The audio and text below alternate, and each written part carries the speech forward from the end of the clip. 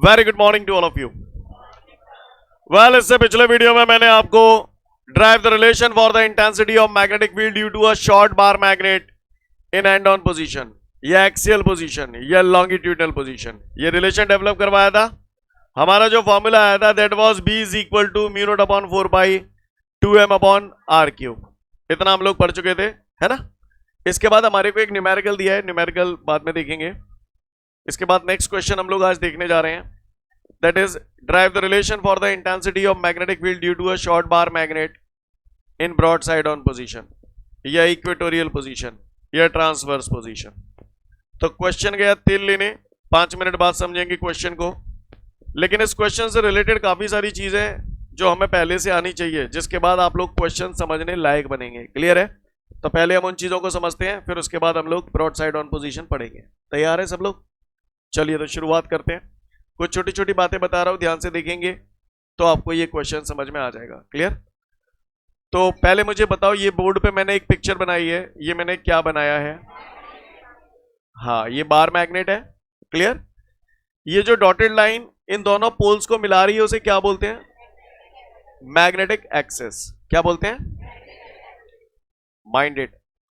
ये एक्सिस है। अगर आपसे कोई पूछे इसका इक्वेटर कैसा होगा, क्या इक्वेटर कैसा होगा, तो दिमाग में छाप लें इस बात को कि इक्वेटर जो होता है वो हमेशा एक्सिस के परपेंडिकुलर होता है। तो ये अगर एक्सिस है तो इक्वेटर इसका ऐसे होगा, चाहे ऊपर की तरफ बना दो चाहे नीचे की तरफ बना दो, लेकिन होगा परपेंडिकुलर ही। सीन क्लियर है? इसको हम लोग क्या बोलते हैं? इक्वेटर। किसी भी एक्सिस का इक्वेटर हमेशा उस एक्सिस के परपेंडिकुलर होता है। सपोज करिए ये एक्सिस है तो इसका इक्वेटर कैसे होगा? ऐसे। समझ पा रहे हैं? इधर बना दो चाहे इधर बना दो। क्लियर है? Equator is always perpendicular to the axis. Got it everyone? अच्छी बात है। अच्छा, ये मैग्नेट है, आप लोग इतने दिन से पढ़ रहे हो, मैग्नेट में दोनों पोल्स के बीच के डिस्टेंस को आप काहे से डिनोट करते थे? 2l, हम सबको पता है। अगर ये O मिड पॉइंट है और ये पूरा 2l है तो व्हाट अबाउट दिस? ये l है और ये l है। समझ में आती है बात सभी को? अगर मैं आपसे ये बोलूं कि ये डिस्टेंस r है और ये छोटा सा टुकड़ा l है, तो आप मुझे बता सकते हो ये वैल्यू कितनी होगी? तो पाइथागोरस थ्योरम से मैं निकाल सकता हूं। पाइथागोरस थ्योरम हमसे ये कहती है हाइपोटेन्यूज का square is equal to perpendicular square plus base square. तो हाइपोटेन्यूज का स्क्वायर यही तो निकालना है मुझे, ये हाइपोटेन्यूज है। हाइपोटेन्यूज का square is equal to perpendicular, perpendicular कितना है? R square plus base, base कितना है? एल। आपको स्टेप समझ में आया? स्क्वायर हटाऊंगा तो अंडर रूट आ जाएगा। तो हाइपोटेन्यूज हमारे कितना आ गया? Under root R square plus L square. तो इस यहां पर ये जो हाइपोटेन्यूज है इसकी जगह मैं ऐसे लिखूं, under root R square plus L square. Step clear है सभी को? अच्छा, मैंने सिंपल इसको इससे मिलाया, ये आर है और ये एल है, तो ये भी कितना हो जाएगा? ऐसे ही पाइथागोरस से आ जाएगा। यस और नो? सीन क्लियर है सभी को? अब गौर से देखिएगा, ये साइड और ये साइड, ये तीनों मिलकर एक ट्राइंगल बना रहे हैं। हाँ, ये वाली जो साइड है इसकी लेंथ है under root R square plus L square. ये वाली जो साइड है इसकी लेंथ है under root R square plus L square. और ये वाली जो साइड है इसकी लेंथ है 2l। क्लियर है? कैसा ट्राइंगल है? कैसा ट्राइंगल है? आइसोसेलेस ट्राइंगल है। कैसा ट्राइंगल है? तुम्हें कैसे पता चला आइसोसेलेस ट्राइंगल है? हाँ, तो हम ये जानते हैं कि जिस ट्राइंगल की दो साइड बराबर होती हैं उसे आइसोसेलेस ट्राइंगल बोलते हैं। इसमें ये वाली साइड और ये वाली साइड वैल्यू बराबर है, इस वजह से ये आइसोसेलेस ट्राइंगल है। सीन क्लियर है? अब ठीक है, मुझे मालूम है आइसोसेलेस ट्राइंगल में दो साइड्स बराबर होती हैं, लेकिन हमें यह भी मालूम है जो दो साइड्स बराबर होती हैं उनके अपोजिट एंगल्स भी बराबर होते हैं। क्लियर है? अब आप देखिए गौर से, ये वाली साइड और ये वाली साइड बराबर है, तो ये वाली जो साइड है इसके अपोजिट में एंगल ये वाला पड़ रहा है, और ये वाली जो साइड है इसके अपोजिट में एंगल ये वाला पड़ रहा है। यस और नो? तो ये दोनों एंगल कैसे होंगे? बराबर होंगे। अगर मैंने मान लिया ये एंगल थीटा है तो ये कितना होगा? थीटा। ये दोनों एंगल हमेशा बराबर होंगे। सीन क्लियर है? जो बोल रहा हूं आपको बल्ले पड़ रहा है?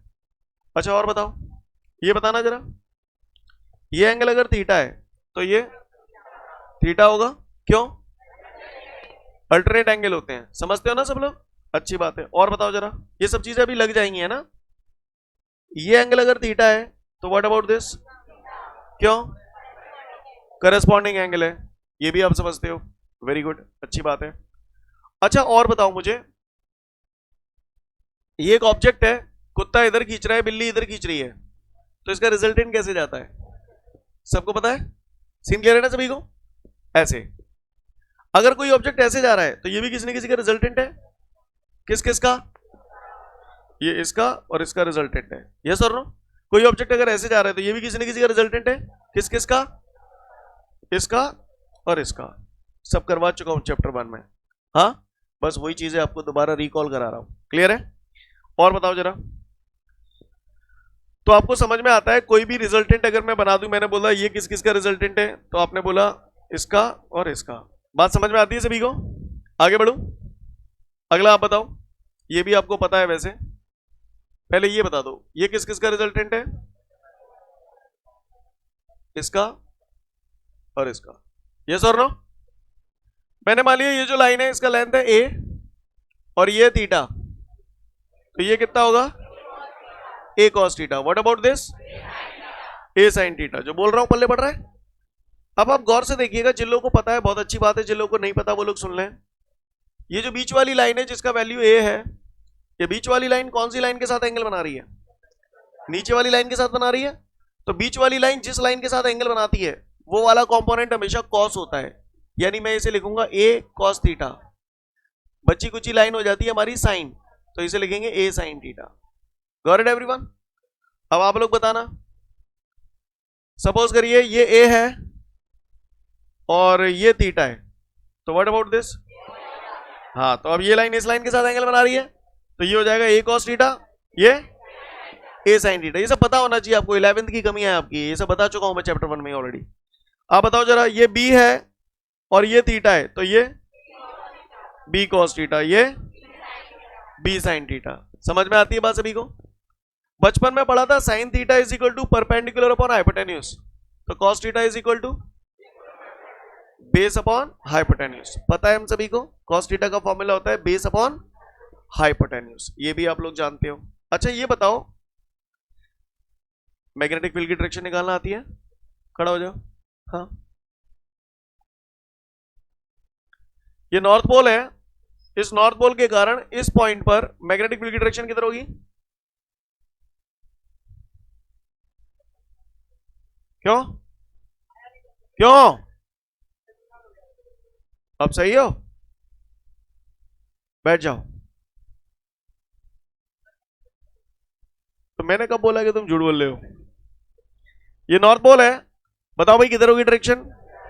हाँ बता चुका हूं सब, जिस पॉइंट पर हमें डायरेक्शन निकालनी होती है वहां नॉर्थ पोल अज्यूम करते हैं बेटा, नन नन नन नारे है ना, north north repulsion, same pole है तो रिपल्सिव फोर्स लगेगा, तो ये ऐसे जाएगा, इसलिए मैग्नेटिक फील्ड की डायरेक्शन ये हो गई। क्लियर है। जैसे किसी ने बोला ये साउथ पोल है, इस पॉइंट पर मैग्नेटिक फील्ड की डायरेक्शन किधर होगी, तो बताओ। तो भैया जिस पॉइंट पर डायरेक्शन निकालनी होती है नॉर्थ मानते हैं, साउथ नॉर्थ अपोजिट पोल हो गए, अपोजिट पोल हो गए तो अट्रैक्शन होगा, अट्रैक्शन होगा तो ये ऐसे जाएगा, तो ये डायरेक्शन होगी मैग्नेटिक फील्ड की। ये सब सिखा चुका हूं पहले ही, सबको क्लियर है। आगे बढ़ू, ये भी बात आपको समझ में आती है। तो किसी भी पॉइंट पर मैग्नेटिक फील्ड की डायरेक्शन आप निकाल सकते हैं। हाँ भैया बताना जरा, ये नॉर्थ पोल है, इस पॉइंट पर डायरेक्शन किधर होगी, इधर होगी, क्योंकि यार नॉर्थ मानेंगे, नॉर्थ नॉर्थ सेम पोल हो गए और सेम पोल के बीच में रिपल्सिव फोर्स लगता है, तो ये ऐसे जाएगा, इसलिए मैग्नेटिक फील्ड की डायरेक्शन ये हो गई। अच्छा और बताओ, किसी भी पॉइंट पर मैग्नेटिक फील्ड पैदा होने के लिए जिम्मेदार कौन है, हाँ मैग्नेटिक पोल्स, मैग्नेट जिम्मेदार है, मैग्नेट की वजह से मैग्नेटिक फील्ड पैदा होता है। और मैग्नेट में ऐसी कौन सी चीजें हैं जिनकी वजह से मैग्नेटिक फील्ड पैदा हो रहा है, poles, north pole and south pole. जरा मुझे बताओ जरा, ये एक सिंगल पोल है, इसकी पोल स्ट्रेंथ स्मॉल है, इससे आर डिस्टेंस पे कोई पॉइंट है ना, पोल्स के चारों तरफ मैग्नेटिक फील्ड पैदा होता है, तो एक सिंगल पोल है उससे आर डिस्टेंस पे कोई पॉइंट है, उस पॉइंट पर मैग्नेटिक फील्ड का फॉर्मूला बताया था मैंने, क्या फॉर्मूला बता, μ0 upon 4 pi m upon R square. इस पोल के कारण इस पॉइंट पे निकाल लें, तो यहां से यहां तक का डिस्टेंस ले रहे हैं आर। अगर मान के चलो, लिसन एवरीवन, अगर मान के चलो कि यहां पर ये जो डिस्टेंस है, अगर मैं इसे लिखूं under root R square plus L square, clear है, तो बताओ इस फॉर्मूले को जब आप लगाओगे तो b बराबर म्यू 0/4 m अपॉन क्या लिखोगे? तो आर स्क्वायर की बजाय हम लोग क्या लिखेंगे? आर यहां पर कितना हो गया? √r² प्लस l स्क्वायर का होल स्क्वायर। जो बोल रहा हूं पल्ले पड़ रहा है? मेरी बात वही लोग समझ पा रहे होंगे जो लोग रेगुलर आ रहे हैं। क्लियर है? आगे बढ़ो। ये एक ऑब्जेक्ट है, कुत्ता इधर खींच रहा है 5 से, बिल्ली इधर खींच रही है 5 से, चूहा इधर खींच रहा है 7 से, चुहिया इधर खींच रही है 3 से। इस पर नेट फोर्स कितना लग रहा है? 10 न्यूटन। कौन सा कह रहे हो? ये 10 न्यूटन। Very good. बाकी के लोगों को नहीं समझ में आ रहा? इधर देखो, ये कुत्ते का 5 है, बिल्ली का 5 है, ये दोनों बराबर है, डायरेक्शन अपोजिट है, so they will cancel out each other. बोलो भैया, ये दोनों मिलजुल के इसे ऐसे खींच के ले जाएंगे, एक ही डायरेक्शन में लग रहे हैं दोनों फोर्स, तो नेट फोर्स कितना हो गया? 10 न्यूटन। क्लियर है? बात समझ में आ रही है सभी को?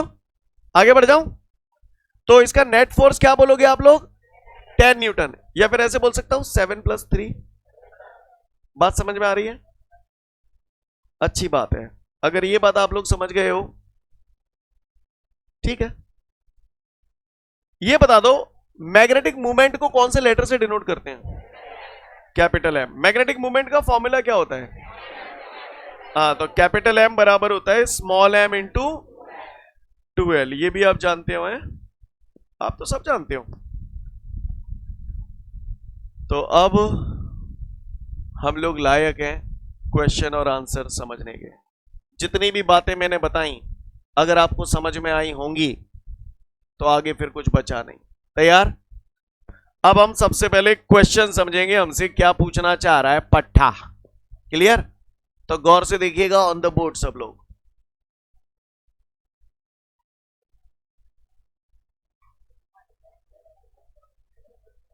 चलो बताओ जरा, ये मैंने क्या बनाया है? It's a simple bar magnet. इस मैग्नेट की ये कौन है? एक्सिस। ये इसका हो गया मिड पॉइंट O। मैग्नेट में दोनों पोल्स के बीच का डिस्टेंस आप क्या लेते हो? 2l। रोज लेते चले आ रहे हैं। अगर O मिड पॉइंट है तो बताओ ये डिस्टेंस कितना हो जाएगा? l, और ये l। इतनी बात समझ में आई? ये जो डॉटेड डॉटेड लाइन बनाई है इसको आप मैग्नेट का क्या बोलते हो? एक्सिस। अब इस एक्सिस का इक्वेटर कैसे होगा? ऐसे होगा। तो मैं इसका इक्वेटर बना रहा हूं, गौर से देखिएगा आप लोग। ये मैंने इक्वेटर बना दिया, ठीक है। तो उसका क्वेश्चन ये है, एक शॉर्ट बार मैग्नेट के कारण इसके इक्वेटर पर स्थित किसी पॉइंट पर इंटेंसिटी ऑफ मैग्नेटिक फील्ड की वैल्यू कैलकुलेट कीजिए। क्लियर? इक्वेटर पे बोल सकता है या इक्वेटोरियल पोजीशन। इक्वेटोरियल पोजीशन का मतलब यह है कि पॉइंट इक्वेटर पर है। कहानी समझ में आ रही है? He is telling you derive the relation for the intensity of magnetic field at any point due to a short bar magnet in equatorial position. Scene clear है? इक्वेटोरियल पोजीशन का मतलब समझ में आया कि पॉइंट आपको यहीं लेना पड़ेगा। आप यहां सोचो यहां ले लाऊं तो नहीं ले पाओगे। सीन क्लियर है? Again I repeat the question. He is telling you drive the relation for the intensity of magnetic field at any point due to a short bar magnet in equatorial position। इसका दूसरा नाम है broadside on position और इसका तीसरा नाम है transverse position। Clear है? ट्रांसवर्स पोजीशन बोल के बोले तो भी यही करना, ब्रॉडसाइड ऑन पोजीशन बोले तो भी यही करना, इक्वेटोरियल पोजीशन बोले तो भी यही करना। क्वेश्चन समझ में आया? करें शुरुआत? चलो, मैंने मान लिया इस पॉइंट P का मैग्नेट के सेंटर O से जो डिस्टेंस है दैट इज R। ओके, चलो बताओ, सिंपल इसको मैंने इससे मिला दिया। बताओ ये लेंथ निकाल लोगे? पाइथागोरस थ्योरम से आ जाएगी। कितनी आएगी? √r² plus l²। Got it everyone? Scene clear है सभी को? कोई दिक्कत? सिंपल इसको इससे मिला दिया। ये कितनी आएगी? √r² plus l²। Pythagoras theorem से निकालिए आपने? यस और नो? तो बताओ जरा, ये कैसा ट्राइंगल है? आइसोसेलेस ट्राइंगल है। क्यों आइसोसेलेस ट्राइंगल? क्योंकि ये वाली साइड और ये वाली साइड बराबर है। तीसरी साइड कितनी है? 2l। तो आइसोसेलेस हो गया। तो आइसोसेलेस ट्रायंगल में जो दो साइड बराबर होती हैं उनके अपोजिट एंगल भी बराबर होते हैं। इसके अपोजिट एंगल ये वाला हो जाएगा और इसके अपोजिट एंगल ये वाला हो जाएगा, यस और नो। तो ये दोनों एंगल कैसे होंगे, यानी अगर एक को थीटा मान लिया तो दूसरा भी थीटा। जो किया वो समझ में आया। अब आप बताओ, मुझसे यूं कह रहा है कि इस पॉइंट पर मैग्नेटिक फील्ड निकालनी है, इस पॉइंट पर मैग्नेटिक फील्ड पैदा होने के लिए जिम्मेदार कौन? हाँ, किसी भी पॉइंट पर मैग्नेटिक फील्ड पैदा होने के लिए जिम्मेदार कौन? Magnetic poles. कितने पोल है यहाँ पे? दो पोल है। कौन कौन से? हाँ, यानी एक तो नॉर्थ पोल के कारण इस पॉइंट पर मैग्नेटिक फील्ड पैदा होगा, एक साउथ पोल के कारण इस पॉइंट पर मैग्नेटिक फील्ड पैदा होगा। तो दोनों के कारण निकालते हैं। सबसे पहले intensity of magnetic field at point P due to north pole. Intensity of magnetic field at point P due to north pole. तो इस नॉर्थ पोल के कारण इस पॉइंट पर मैग्नेटिक फील्ड की डायरेक्शन किधर होगी? तो मैंने बताया था जिस पॉइंट पर, बताओ भाई किधर होगी? हाँ, ऊपर ऐसे ऐसे यूं यूं तिरछे में, क्योंकि जिस पॉइंट पर हेलो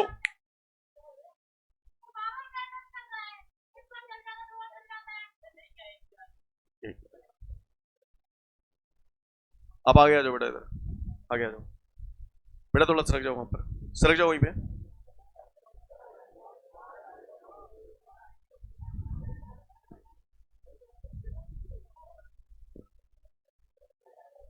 बैच के बाद मिलना। लिसन इधर सब लोग। Intensity of magnetic field at point P due to north pole. Listen everyone, north pole के कारण इस पॉइंट पर मैग्नेटिक फील्ड की डायरेक्शन किधर होगी? नॉर्थ पोल के कारण इस पॉइंट पर मैग्नेटिक फील्ड की डायरेक्शन किधर होगी? ऐसे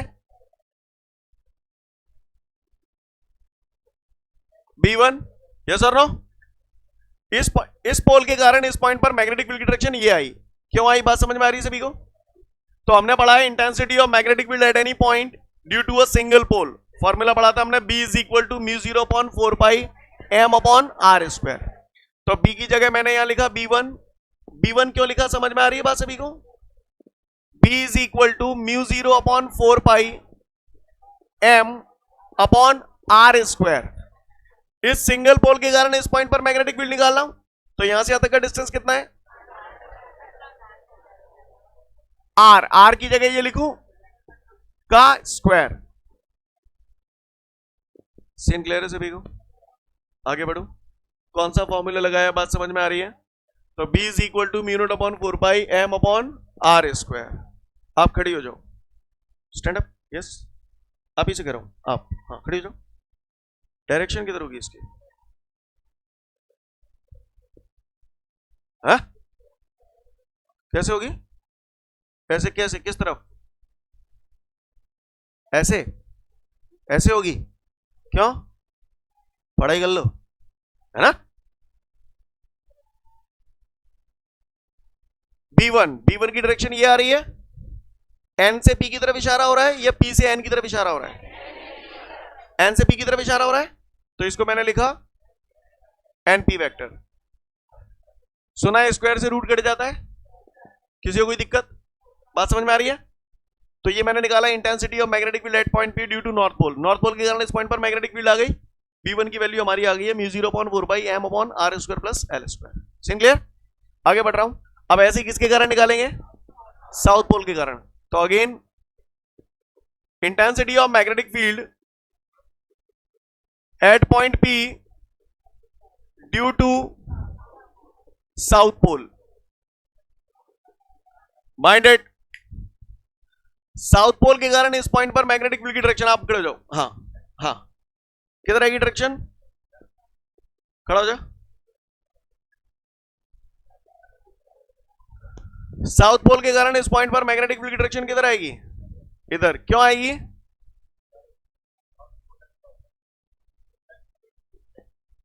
तो किधर आएगी डायरेक्शन? अब यार तो तू इधर कह रहा था, सो रहा था क्या? सीन क्लियर है सभी को? साउथ पोल के कारण इस पॉइंट पर मैग्नेटिक फील्ड की डायरेक्शन निकालनी है, तो जिस पॉइंट पर डायरेक्शन निकालनी है नॉर्थ मानते हैं, साउथ नॉर्थ। अट्रैक्शन होगा तो ये ऐसे जाएगा, तो इस पॉइंट पर मैग्नेटिक फील्ड की डायरेक्शन जो हो गई इधर की तरफ हो गई, इसको मैंने नाम दे दिया B2। तो intensity of magnetic field at point P due to south pole, तो फिर वही फॉर्मूला लगाएंगे B बराबर mu 0/4 pi m upon r square. B की जगह क्या लिखूं, B2 is equal to mu 0/4 pi m upon r square. अब इस साउथ पोल के कारण इस पॉइंट पे निकालने, तो r कितना है इसके लिए, √r square plus l square, √r square plus l square, mu 0/4 pi m upon r square. Scene clear है सभी को, स्क्वायर से रूट कट जाएगा। डायरेक्शन बताओ इसकी कैसे आ रही है, B2 ऐसे जा रहा है, P से S की तरफ जा रही है, तो इसलिए डायरेक्शन होगी इसकी PS vector. Equation number 1, equation number 2, scene clear है। बाय इक्वेशन 1 एंड 2, इक्वेशन 1 और 2 को अगर हम ध्यान से देखें तो दोनों के RHS बराबर है, और अगर RHS बराबर है तो LHS भी बराबर हो जाएंगे। एग्री करते हैं इस बात से, चूंकि RHS बराबर है इसलिए LHS भी बराबर हो जाएंगे। तो मैंने लिखा by equation 1 and 2 B1 is equal to B2, equation number 3। बात समझ में आ रही सभी को, अच्छी बात है। अब आप गौर से देखिए, पॉइंट P पर जो मैग्नेटिक फील्ड पैदा होना था वो हो गया, एक नॉर्थ पोल की वजह से हो गया और साउथ पोल की वजह से हो गया। अब हमें निकालना है नेट वैल्यू मैग्नेटिक फील्ड की कितनी होगी। तो B1 एक ऐसे जा रहा है और B2 ऐसे जा रहा है, क्लियर। अब B1 अगर ऐसे जा रहा है तो ये किसी न किसी का रिजल्टेंट है, किस किस का, तो ये रिजल्टेंट होगा इसका और इसका। एग्री करते हैं इस बात को। अच्छा, ये बात मैंने अभी 2 मिनट पहले आपको बताई थी कि ये एंगल अगर थीटा है तो ये कितना होगा, क्यों, करस्पॉन्डिंग एंगल है। आप मुझे बताओ ये एंगल कितना होगा, क्यों थीटा, करस्पॉन्डिंग एंगल। आप गौर से देखिए, ये वाली जो लाइन है, ये लाइन वो ये रही, B1 से आ रही है, ठीक है। ये लाइन जो है वो डॉटेड लाइन है, ये थीटा एंगल बना रही है, और ये वाली लाइन ये रही। समझ में आई बात, क्लियर है। अब आप ही बता दो, ये B1 है, ये थीटा है, तो ये कितना हो जाएगा, तो बीच वाली लाइन इस लाइन के साथ एंगल बना रही है, तो ये हो गया B1 cos थीटा, और ये वाली line B1 sin theta. Scene clear है, यानी अब B1 का रोल खत्म, B1 को मैंने 2 कंपोनेंट में रिजॉल्व कर दिया। सीन क्लियर है सभी को। अब बात करते हैं B2 की। B2 भी किसी न किसी का रिजल्टेंट है, किस किस का, B2 ऐसे जा रहा है तो ये इसका और इसका रिजल्टेंट होगा, तो ये मैंने बना दिया एक इधर, और ये स्टेप समझ में आ रहे हैं आपको। ये मैंने आपको बताया था कि ये एंगल अगर थीटा है तो ये एंगल थीटा होता है, क्योंकि अल्टरनेट एंगल है। आप गौर से देखिए, इस पिक्चर को देखिए, ये लाइन और ये लाइन, ये एंगल अगर थीटा है तो what about this, theta. Step समझ में आ रहे हैं सभी को। ये B2 है, ये थीटा है, तो what about this, B2 cos theta, और ये B2 sin थीटा। कोई दिक्कत, बात समझ में आ रही है सभी को। तो अगर हम गौर से देखें, इधर मैं साइड में बना रहा हूं, गौर से देखिएगा सब लोग, ये पॉइंट P है, B1 sin थीटा ऊपर की तरफ जा रहा है। ये अलग से इसलिए बना रहा हूं जिससे आप बेहतर समझ पाए। B2 sin theta downward direction में है,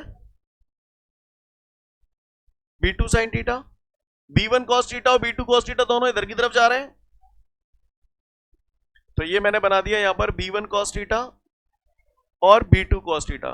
ये अव्याल वाले वही कुत्ता बिल्ली चूहा चूहिया हैं। सीन समझ में आ रहा है सभी को। इक्वेशन नंबर 3 हमसे कह रहा है B1 और B2 बराबर हैं, ऐसा इक्वेशन नंबर 3 कह रहा है। अब आ जाओ इधर, पॉइंट P पर ये तो पॉइंट P पर ये दो कंपोनेंट काम कर रहे हैं, और कुछ काम कर रहा है क्या पॉइंट P पे।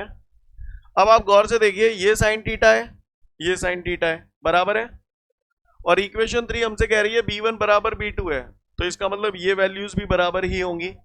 तो इसका मतलब ये हो गया B1 sin थीटा और B2 sin थीटा बराबर हो गए।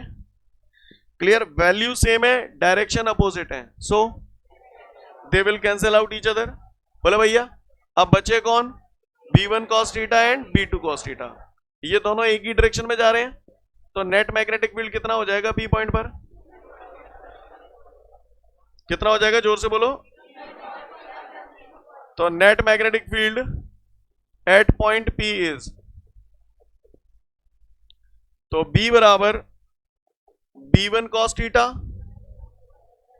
Plus B2 cos theta. बात समझ में आ रही है सभी को? कोई दिक्कत? तो B बराबर यहां पर हो जाएगा। अब आप बताओ मैंने इसे ऐसा क्यों लिखा है, किस आधार पे लिखा है, ये आपको बताना है। मैंने यहां B1 की जगह B2 लिख दिया। बाई इक्वेशन थर्ड लिख सकता हूं क्योंकि इक्वेशन थर्ड मुझसे कह रहा है, तो ये मैंने लिख दिया साइड में यहां by equation third. B2 cos theta plus B2 cos theta 2B2 cos theta, तो B is equal to 2B2 cos theta. तो B इज इक्वल टू हमारा हो गया बेटा 2 इंटू B2 कितना है, म्यू 0 अपॉन 4 पाई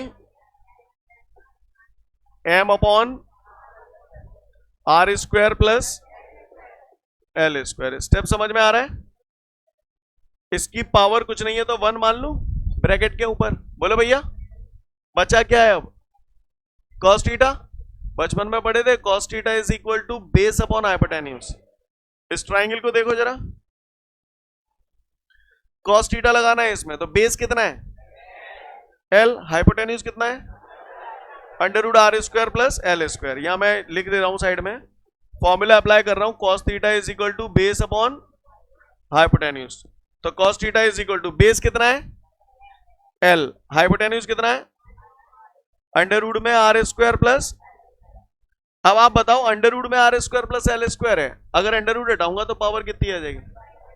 तो हम लोग ये जानते हैं अंडर रूट हटता है तो पावर 1/2 आ जाती है, तो ये पावर मैंने लगा दी 1/2। तो फाइनली आपका ये हो जाएगा B is equal to mu 0 upon 4 pi, गौर से देखिएगा सभी लोग, म्यू 0 अपॉन 4 पाई ये वाला टर्म हो गया। अब आप बताना small m into 2L, capital M है ना, कैपिटल M बराबर स्मॉल m इंटू 2L होता है। अब बचा क्या, ये बचा है और ये बचा है, बेस सेम है और बेस सेम है तो पावर ऐड हो जाती हैं। तो बताओ R square plus L square की पावर क्या लिखूं? हाँ तो 1 प्लस 1/2, 1 प्लस 1/2 कितना हो जाएगा हमारा 3/2। यहां तक सीन क्लियर है सभी को? तो B बराबर mu 0 upon 4 pi M upon R square plus L square की पावर 3/2। फिर वही कहानी, if R is greater than, इसका मतलब क्या है, R बहुत बड़ा है, R यही तो है।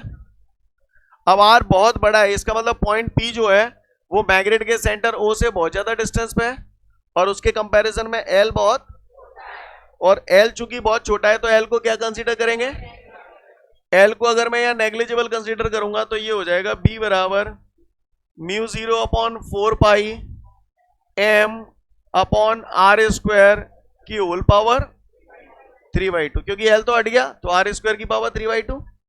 पावर के ऊपर पावर होती है तो पावर का मल्टीप्लाई हो जाता है, तो यहां पर इन दोनों को मल्टीप्लाई करूंगा, 2 का मल्टीप्लाई 3/2 से करूंगा तो 2 से 2 कट जाएगा।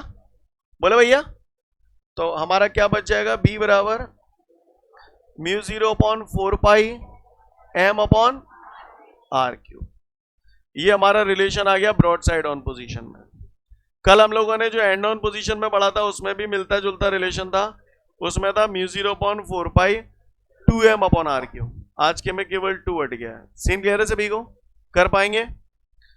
इन figure there is a bar magnet NS, the mid point of the magnet is O.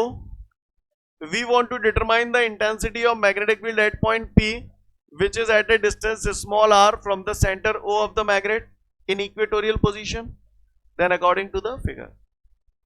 I hope you understand guys. Scene clear है? 2 से 3 मिनट का समय दिया, देख लो अच्छे से।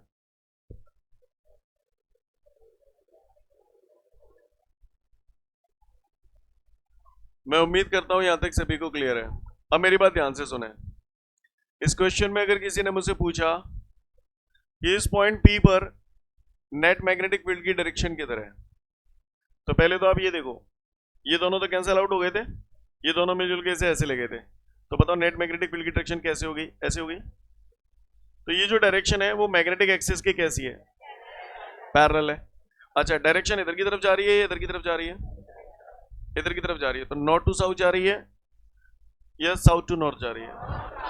हाँ, तो यानी पॉइंट पी पर जो मैग्नेटिक फील्ड की डायरेक्शन है that is parallel to the magnetic axis and from north pole to south pole.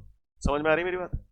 OT आ गया एग्जाम में, मान के चलो आप एग्जाम हॉल में बैठे हो, आपके सामने क्वेश्चन आ गया, सोच समझ के जवाब देना। पहले बताओ मुझे, आपने मैग्नेटिक मूवमेंट पढ़ा है?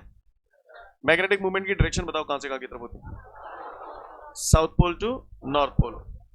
एग्जाम में क्वेश्चन आ गया कि एक शॉर्ट बार मैग्नेट के कारण किसी पॉइंट पर जो इंटेंसिटी ऑफ मैग्नेटिक फील्ड होता है उसकी जो डायरेक्शन होती है, option number A in the direction of magnetic movement, option number B in the opposite direction of magnetic movement, option number C can't say D none of these. Opposite direction of magnetic movement, क्योंकि magnetic movement की direction south to north होती है और इसकी ऐसे जा रही है, नॉर्थ टू साउथ जा रही है, तो इसका मतलब क्या हुआ? Opposite to the magnetic movement. Scene clear है? भाषा समझ में आ रही है? तो मैं उम्मीद करूं एंड ऑन पोजीशन और ब्रॉड साइड ऑन पोजीशन हम लोगों को क्लियर है, पक्का? तो ये आप लोगों के लिए होमवर्क है, एंड ऑन पोजीशन और ब्रॉड साइड ऑन पोजीशन अच्छे से करके आइएगा। आज के लिए पर्याप्त है। जय हिंद।